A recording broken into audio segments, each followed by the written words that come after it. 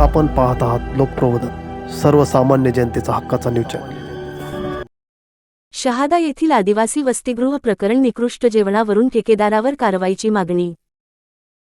शहादा येथे शासकीय आदिवासी मुलींच्या वसतिगृहात विद्यार्थिनींना निकृष्ट दर्जाचे जेवण दिले जात असल्याचा गंभीर प्रकार उघडकीस आला असून संबंधित ठेकेदाराचा ठेका तात्काळ रद्द करून कठोर कारवाई करावी, अशी मागणी बिरसा फायटर्स नंदुरबार संघटनेने केली। याबाबतचे निवेदन तहसीलदार शहादा यांच्या मार्फत जिल्हाधिकारी नंदुरबार व एकात्मिक आदिवासी विकास प्रकल्प अधिकाऱ्यांकडे सादर करण्यात आले।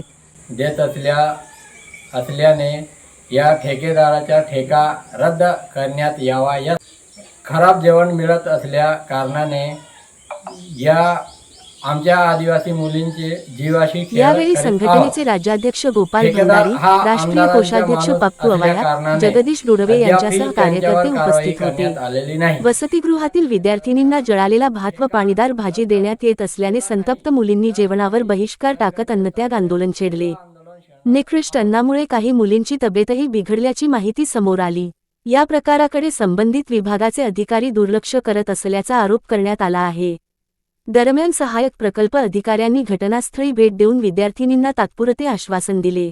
मात्र संबंधित ठेकेदार हा एका आमदाराशी संबंधित असल्यामुळे अद्याप ठोस कारवाई झाली नसल्याचा आरोप बिरसा फायटर्सने केला।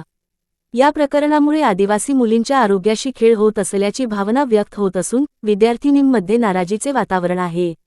जर तात्काळ ठोस कारवाई करण्यात आली नाही तर संघटनेकडून तीव्र आंदोलन छेडण्याचा इशारा देण्यात आला आहे। लोकप्रबोधन मराठी न्यूज नेटवर्क महाराष्ट्र।